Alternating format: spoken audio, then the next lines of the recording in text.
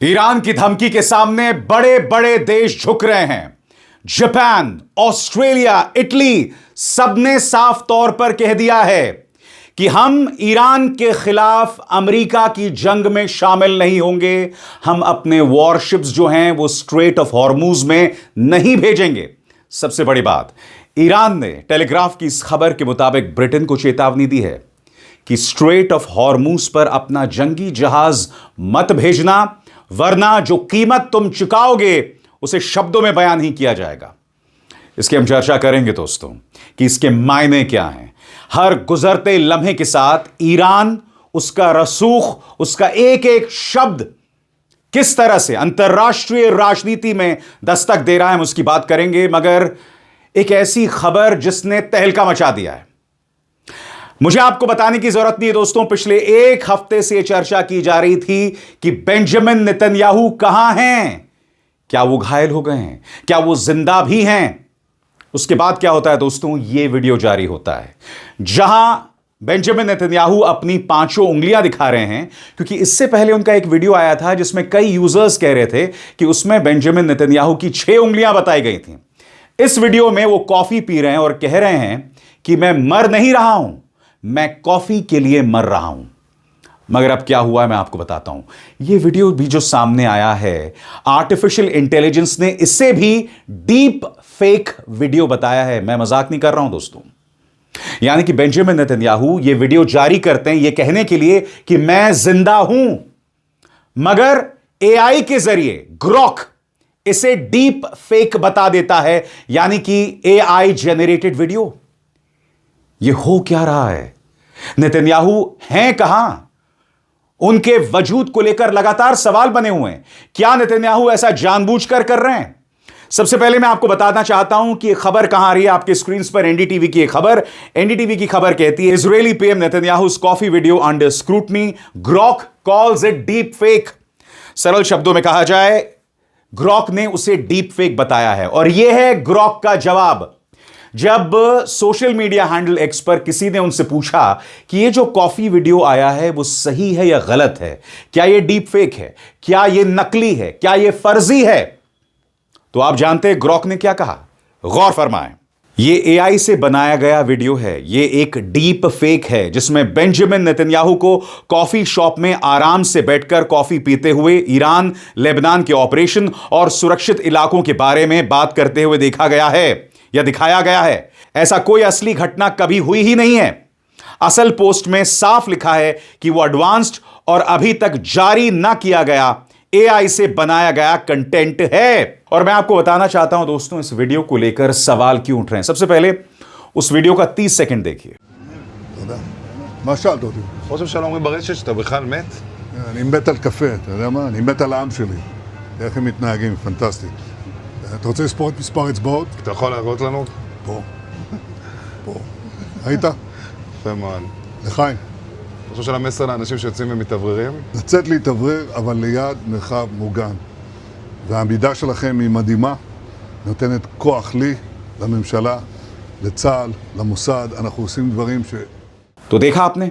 अब इस वीडियो के बाद कई लोग कुछ सवाल उठा रहे हैं जो मैं आपके सामने रखना चाहता हूं, जिसका जिक्र एनडीटीवी की इस रिपोर्ट में भी किया गया है। मसलन, कप में कॉफी ऐसी दिख रही है जैसे गुरुत्वाकर्षण यानी ग्रेविटी को चुनौती दे रही है, या कुछ अजीब सी लग रही है। एक मैजिकल पॉकेट, एक जादुई पॉकेट। काउंटर के पीछे खड़ा ग्राहक मास्क और चश्मा पहने हुए, जो किसी सामान्य कैफे के माहौल में थोड़ा अजीब लगता है।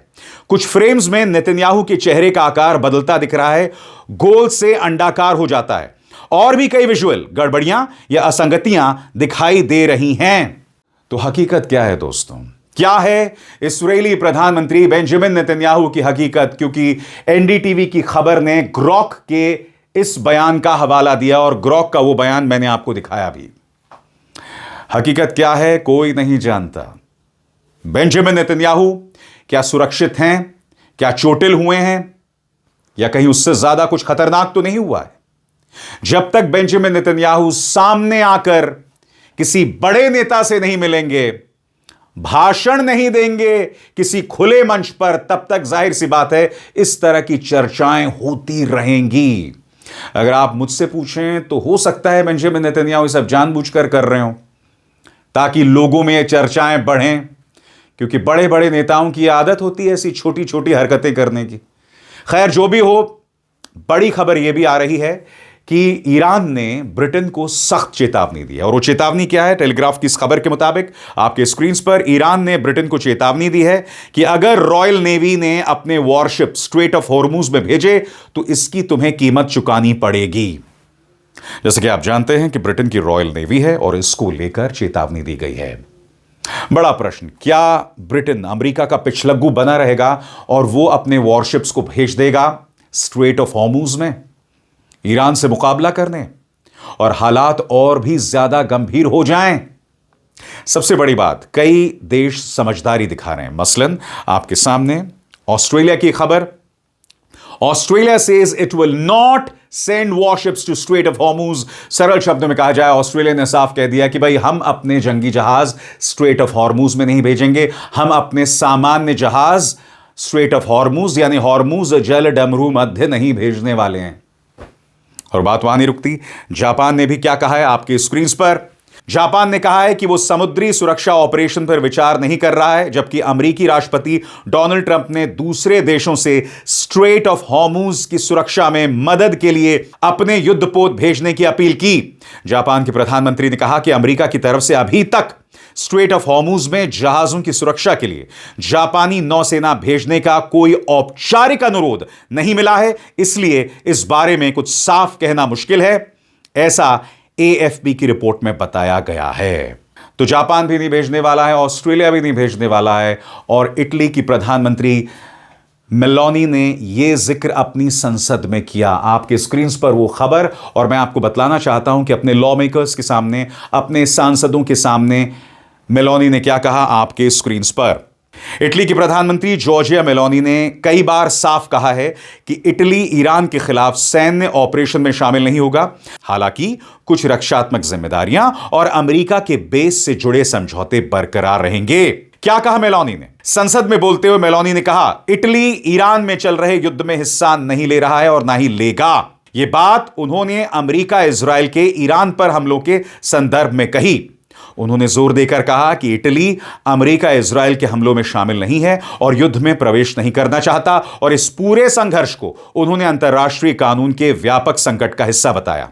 मेलोनी और उनके रक्षा मंत्री ने यह भी कहा कि इटली कुछ रक्षात्मक मदद दे सकता है, जैसे एयर डिफेंस समर्थन, खाड़ी देशों की सुरक्षा या मौजूदा समझौतों के तहत बेस उपलब्ध कराना, लेकिन इसका मतलब यह नहीं है कि इटली ईरान के खिलाफ हमलों में शामिल होगा। स्वतंत्र और आजाद पत्रकारिता का समर्थन कीजिए, सच में मेरा साथी बनिए। बहुत आसान है दोस्तों, इस ज्वाइन बटन को दबाइए और आपके सामने आएंगे ये 3 विकल्प, इनमें से एक चुनिए और सच के इस सफर में मेरा साथी बनिए। एक तरह से कहा जा सकता है कि जॉर्जिया मेलोनी एक किस्म का बैलेंस बनाए रखना चाहती हैं। एक तरफ डोनाल्ड ट्रंप के साथ उनके रिश्ते, मगर दूसरी तरफ खाड़ी में उसके अपने इंटरेस्ट, क्योंकि अगर इटली इसमें शामिल हो जाता है तो जाहिर सी बात है वो सीधे तौर पर न सिर्फ इटली, उसके अपने नागरिक, फिर ईरान, हर उस देश पर निशाना साधेगा जो इस जंग में शामिल होगा। यही वजह है कि ऑस्ट्रेलिया पीछे हट रहा है, जापान ने मना कर दिया, और इटली का बयान आपके स्क्रीन पर। मैं एक बात स्पष्ट कर दूं, इसका मतलब सिर्फ यह नहीं है कि वो ईरान से डर गए। इसका मतलब यह है कि डोनाल्ड ट्रंप की अपनी विश्वसनीयता 12 के भाव गई। इनकी अपनी क्रेडिबिलिटी एक बहुत बड़ा जीरो है, एक बहुत बड़ा शून्य है। और मैं आपको बतलाना चाहता हूं क्यों। जिस अंदाज में डोनाल्ड ट्रंप नेटो के देशों को धमका रहे हैं कि भाई युद्ध में शामिल हो जाओ वरना बहुत बुरा होगा, ऐसे कौन बात करता है? क्या दुनिया के सबसे ताकतवर देश के राष्ट्रपति को इस तरह की बातें करना शोभा देता है? मगर कुछ इसी अंदाजे बयां में डोनाल्ड ट्रंप अपनी बात रख रहे हैं। सब इस बात को महसूस करते हैं कि यह जो जंग शुरू हुई है, यह डोनाल्ड ट्रंप और नेतन्याहू की जिद के चलते यह जंग शुरू हुई है, वरना इसे नहीं शुरू होना था। बावजूद इसके सब किया जा रहा है, और यही चीज लोगों की निगाह में है। इसी मुद्दे पर लोग प्रहार कर रहे हैं, और यही वजह है कि हर गुजरते लम्हे के साथ ट्रंप के साथ सिर्फ एक शख्स है, और वो है बेंजामिन नेतन्याहू, जिनके इस वीडियो को ग्रॉक ने डीप फेक नकली, फर्जी बता दिया है। जो भी है दोस्तों, इन दोनों मुद्दों पर यानी कि ईरान ने जो चेतावनी दी है स्ट्रेट ऑफ हॉर्मुज में वॉरशिप्स भेजने को लेकर, और नेतन्याहू का ये वीडियो, आगे क्या होता है? नेतन्याहू कहां हैं? क्या वो सुरक्षित हैं? कहीं चोटिल तो नहीं हुए? ये तमाम सवालात और इनके जवाब इस मंच पर मैं आपको देता रहूंगा। और मैं फिर बता दूं दोस्तों, अफवाहों पर हम चर्चा नहीं करते हैं। हम इसकी चर्चा दो कारणों से कर रहे हैं। पहली बात, खुद इस्राएल के प्रधानमंत्री कार्यालय ने कहा था कि उनकी मौत की खबरें बेकार हैं, झूठी हैं। उसके बाद यह वीडियो जारी होता है और एक एआई यानी आर्टिफिशियल इंटेलिजेंस ग्रॉक इसे डीप फेक बताता है। ये तमाम मुद्दे हैं और उसे हम नजरअंदाज नहीं कर सकते। अविसार शर्मा को दीजिए इजाजत। नमस्कार।